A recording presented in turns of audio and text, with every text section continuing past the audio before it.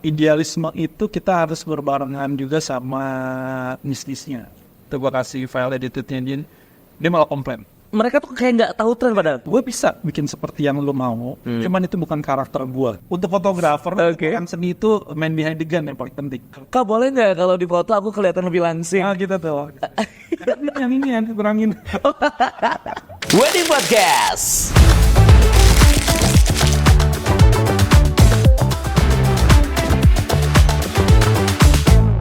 Hai lovebirds, selamat berjumpa kembali di Wedding Podcast, sesi Odading, obrolan dunia wedding.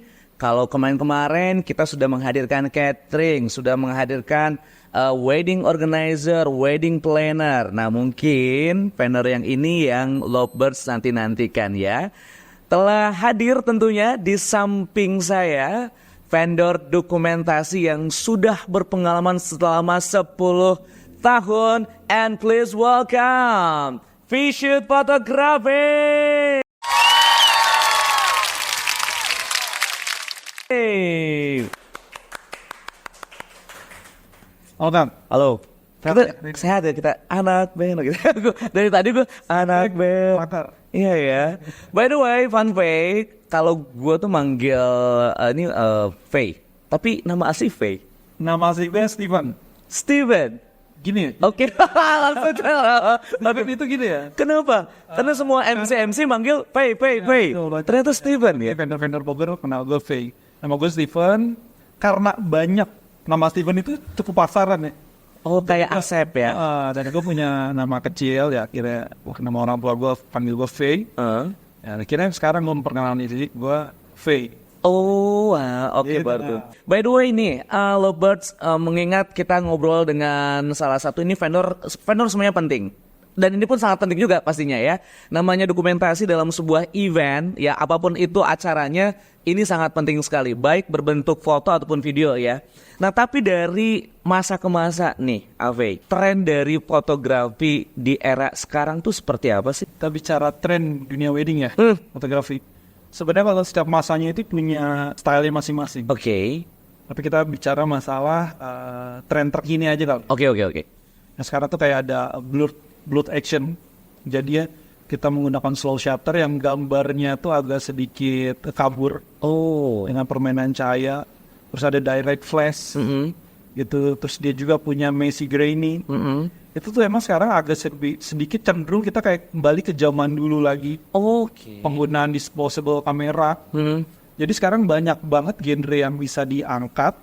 Yang sebenarnya itu ya istilah sekarang Gen Z itu sukanya kayak gitu. Seperti itu ya. Hanya kalau kita bicara masalah wedding fotografi itu nggak bisa dibilang trennya seperti apa. Karena apa aja klien itu kadang-kadang yang kita nggak pikirkan dia suka ternyata. Oh gitu. Jadi gue ada sedikit cerita. Boleh. Dia tahu gue dong, tahu portofolio gue. Yes. Dan gue udah kasih contoh-contoh hasil yang udah gue kerjain di gedung yang sama.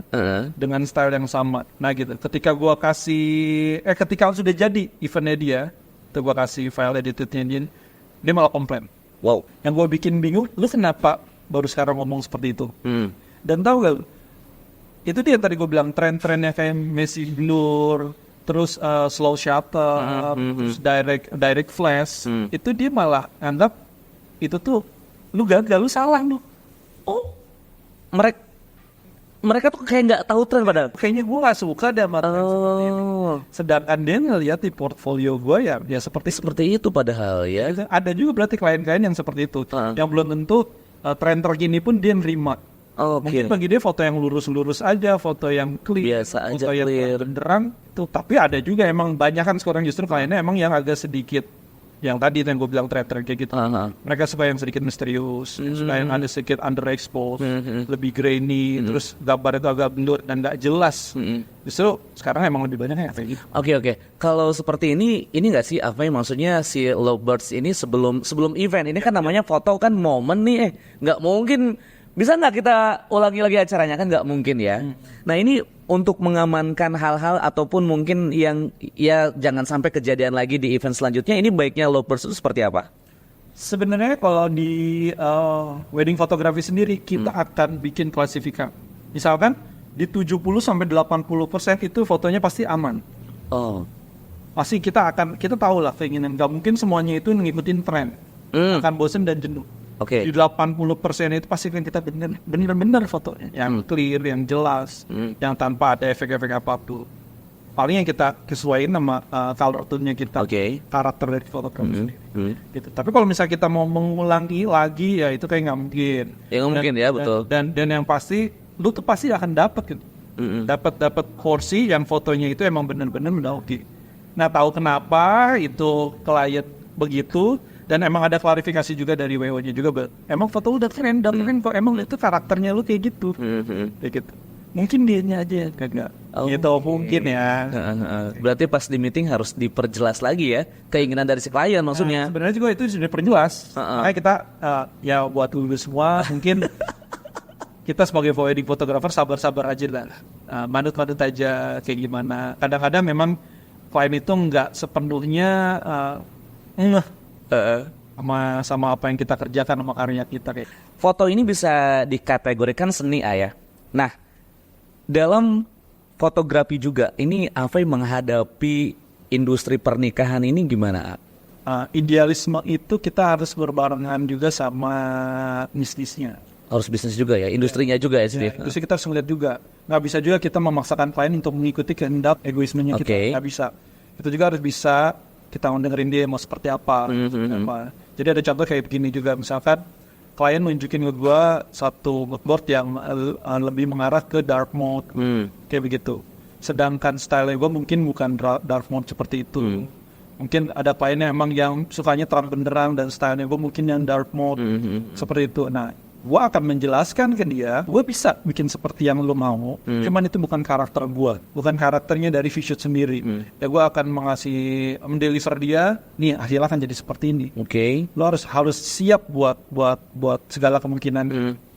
Dan yang terpenting gue kasih arahan ke dia, baiknya lo ambil aja siapa nih fotografer yang emang menjurusnya ke sana. Nggak usah lo harus memaksakan. Nah, tapi kan kadang-kadang mereka memaksakan pakai kita atau pakai siapapun yang sebenarnya itu bukan stylenya, faktor dari budgeting. Oke, jadi memang baik lagi ke budgeting ya. Nah, Afay, jadi gini, beberapa podcast sebelumnya biasanya kalau kita ngebahas catering, lalu juga ngebahas mengenai beberapa konsep pernikahan, biasanya itu si lovebirds-nya itu memang kayaknya itu harus ada step berikutnya adalah persetujuan orang tua biasanya. Nah, kalau untuk sisi fotografi, apakah ada hal untuk mengarah ke kayaknya aku harus ngobrol ke orang tua, atau mungkin sisi dari egois dari pengantin sendiri seperti itu? Kita juga harus bisa ngeliat ya latar belakang background dari si Faiz sendiri. Apakah dia emang benar yang tergantung sama orang tuanya, atau dia punya decision sendiri. Nah, gue jadi ada jalan gini cerita lagi. Banyak cerita kalau sama apa ya. Jadi tuh dasarkan emang yang cerita itu betul. bukan sekedar gua ngarang-ngarang. Jadi bapaknya itu sutradara. Dan seni juga dong ya. Dia juga ngerti juga dengan dunia fotografi. Akhirnya dia pilih gua karena dia lihat gua punya sisi idealisme yang dia butuhkan. Kayak gitu. Sedangkan si anak mungkin akan jadi bilang begini, kata bapaknya, ya udah mas, terserah papa. Kalau papa suka, aku akan pilih mas. Gitu. Jadi ada game gitu juga, tapi emang banyak persentasenya di si kliennya sendiri, personalnya dia sendiri. Karena dia suka sama kita. Mungkin gak harus dari ini ya, kalau pun dari karakter, mungkin dia suka dari kita tuh karena treatmentnya kita. Seperti apa? Kayak misalkan gue kasih treatment ke dia itu banyak funnya, banyak lucunya. Pas dia kasih semacam kayak karakternya gue orangnya diem loh.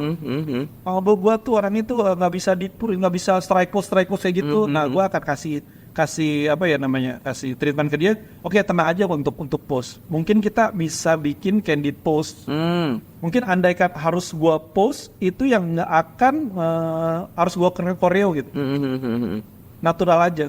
Lu cukup lihat kanan, lu cukup lihat kiri, lu maju aja ke depan. Keluarin aja karakternya. Jadi treatment itu penting kadang-kadang ya. walaupun ujung-ujungnya balik lagi ke si klien itu sendiri. Betul, karena kan setiap lovers kan karakternya beda-beda. Ada emang apa kayak kalau zaman sekarang, oh aku extrovert kah, aku introvert kah? Iya. Oh no, kita ada stres lagi. Bener ya. Kak boleh nggak kalau di foto aku kelihatan lebih langsing? Kita tuh. Yang ini yang kurangin. Dan juga nih, Ave, makin kesini makin banyak vendor ya, mau vendor dekorasi, MC. Nah, terkhusus karena sekarang kita ngobrol sama fotografi, dengar-dengar di Treats ini lagi rame banget perang harga nih, perang budget, cari yang paling murah tapi pengen kualitas bagus. Gimana, Ave tanggapannya? Oke, bener-bener tuh emang di Threads lagi ramai kayak gitu ya. Terutama ya viral tuh yang padel ya, minta padel, foto lagi aktivitas, betul. Berapa ribu, gitu. Terus yang tren juga di Threads itu kayak kolaborasi. Emang di Collab ya. awal-awal kemunculan itu sih emang saling menguntungkan. Seru ya. Semakin kesini semakin Kok semua model fotografer itu jadi kayak begini. Lu kan jadi kayak nunjak ya. oke. Jadi kayak begitu loh. Lu pengen gratisan, lu pengen portofolio, lu pengen yang segala-galanya secara gratis gitu. Dari sisi gue, Yes, oke. menurut pandangan gue, setiap regional itu punya marketnya masing-masing. Oke. Dia nggak bisa bilang harga fotografer A 5 juta, harga fotografer B 3 juta atau 10 juta. Nggak bisa nih yang 10 juta bilang yang si 5 juta ini murah. Mungkin di regionalnya dia emang di marketnya emang cuma sampai di situ mampunya. Dan nggak bisa juga nih dia di si fotografer murah nih mengatakan bahwa dia tuh mahal. Karena di atasnya dia mungkin ada lagi yang lebih mahal daripada dia. Jadi kalau gue pribadi gue akan melihat, kita balik lagi ya, kemampuan market kita di mana. Lu harus bisa menilai. Kalau misalkan ternyata marketnya lu mampu untuk bayar fotografer 10 juta ya kenapa enggak? Dan juga bisa juga terbalik nih. Kita jual 10 juta. Kita jual 20 juta. Sedangkan marketnya kita itu nggak mampu loh. Buat nyampe situ kan repot kita. Daripada nggak makan, nggak jajan. Mungkin seperti itu. Filosofinya seperti itu. Jadi ya gue balik lagi sih. Ya lu sebagai wedding photographer mungkin secara general ya. Ke semua vendor. Baik itu dekorasi, catering, teman, lu harus lihat dulu marketnya di mana. Gak mungkin lu jual harga Jakarta, lu jual harga kota-kota besar di harga mungkin ya kayak di Bogor ini, ya sulit. Oke. Gak mampu, market lu gak mampu gitu. Lu mau paksain nih, dia punya dia kalau kemampuannya cuma hasil gimana sih, Bu? Betul. Ya kan? Iya. Susah. Jadi kita harus ya pinter-pinter lu lah, lu harus bisa melihat market lu seperti apa. Kayak gitu sih menurut gua ya. Iya. Guys, menurut gua. Oke. Ini lu ya.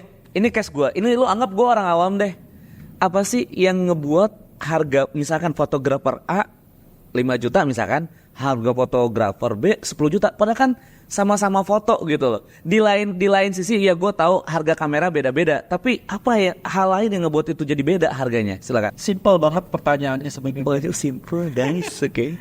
Balik lagi ke lu pun akan berlaku branding. Oh, branding. Sisi brandingnya dia bagus. Oh, oke. Ketika gua pakai si fotografer A, emang dia yang brandingnya udah oke. Gengsinya keren kalau gua pakai dia. Ada sisi emosional ya? Channelnya gengsi ya. Balik lagi kayak gua pakai dia loh, apa ya keren nggak gua, prestisius nggak gua, kayak gitu kan. Tapi kalau pakai, lu siapa fotografernya si C? Siapa? Ya gitu. Balik lagi branding. Oke. Ibaratkan juga kopi ya. Kopi S. Sama kopi K, Oke. ya kan? Lu lebih prestisius mana lu minum kopinya secara looks. Lu pasti akan sejuk. Kalau menurut gua, lu pasti akan sejuk kan. Kita duduk di es, itu akan kelihatan kita lebih pricey banget aja kan ya. Oh jadi branding ya. Branding. Tapi tapi memang kalau dari hasil foto sih sebenarnya emang sama aja. Sorry. Begitu bener. Pasti dia. Pertama, lo akan melihat ya flow ya tadi gue bilang tersebut di awal yang akan ada karakter-karakter dan tren-trennya mereka pasti bisa. Dan yang oke, boleh satu lagi gue tambahin mungkin treatment. Oh treatment, si fotografer ke klien itu. Ya, mungkin dia dari treatmentnya itu bisa membuat klien tuh ngerasa, wih ini enak loh klien ini, fotografer ini. Ceritain lah, dibikin lah semacam kayak experiences-nya dia ya, buat ke temannya dia, atau di media sosialnya dia, kayak gitu. Jadi balik lagi branding sama experiences-nya dia. Oh, jadi di situ ya, lovebird kenapa harganya beda-beda? Tapi ntar Tunggu saya. sedikit nyinggung nih. Boleh, boleh, boleh. Lu bicara masalah fotografer mungkin dari alatnya gitu kan. Secara orang awam, merek kamera A sama B ya gue tahu ini mahal. Kelihatan dari bentuk lensanya aja, wah ini pasti mahal gitu kan. Nah, itu sebenarnya emang orang awam lihatnya seperti itu. Heeh. Tapi untuk fotografer, Oke. orang seni itu man behind the gun yang paling penting. Orang ini senyapanya dia. Mungkin nih fotografer lu boleh cek ya. Gue tuh kalau misalkan di wedding nih, gue masih pakai kamera 600D Canon. Cuman gue pakai lensanya itu lensa old school. Oke. Dan itu orang ngeliatnya mungkin akan lihat, ih pricey banget nih. Wih ini kok lu beda ya. Itu gue pakai kamera yang Padahal mungkin kamera- di pasaran cuma sekitar 1 juta sampai 1,5 juta. Gue pakai kamera itu. Masih. Orang nggak tahu tuh. Emang mungkin di baliknya juga gue ada juga bawa kamera emang yang benar-benar proper. Tapi ya alat itu bukan segala. Betul, tapi yang Ini paling emang penting tuh man behind the gun-nya ya lovebird. Oke. Jadi siapa tuh yang megang si kameranya yang paling penting? Oke. Agar lovebirds nih calon klien ya nggak bahasa kayak ini, nggak ketipu lah ya sama ya fotografer atau oknum-oknum lah ya yang menjelekkan nama fotografi ini, gimana nih kira-kira? Sebenarnya ini sulit sekarang. Karena mungkin lu semua udah tahu ya cara membedakan ini vendor bener atau enggak. Oke. Semuanya mungkin udah terdouble cross check sama lu semua. Oke. Ininya dia ternyata punya media sosial yang terverified maksudnya gue itu Instagram bener punya dia, TikToknya punya dia, dan dia punya website sendiri. Bahkan kantor fisiknya pun ada, orangnya pun dikenal. Oke.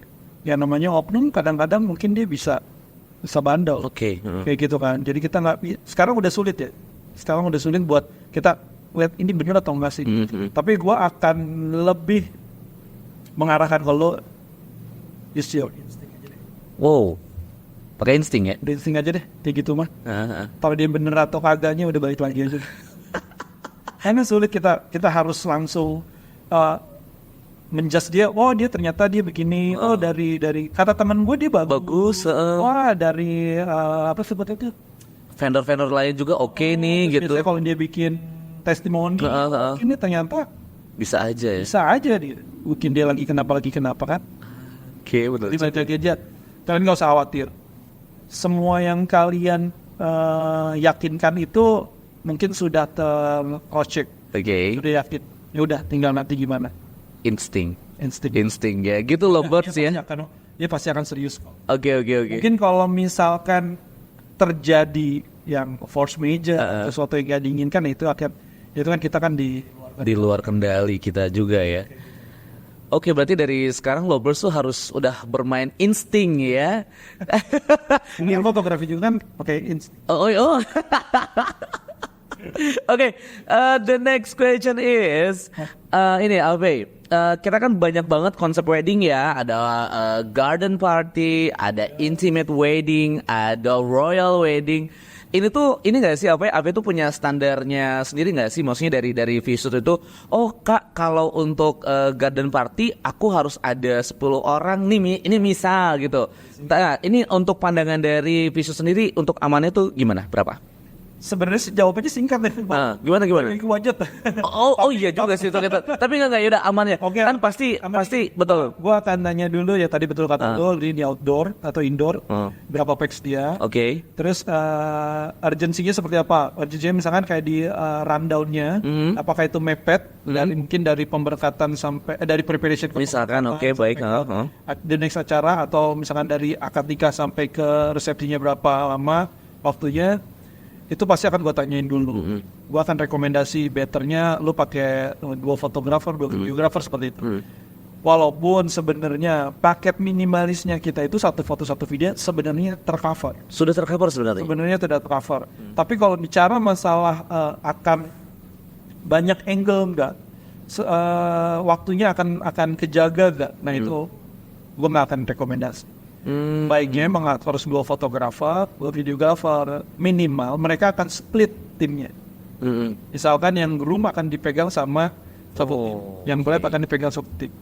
Satu tim bisa ngambil dekorasi dulu, yang satu timnya udah siap buat ngambil si open ceremony gitu.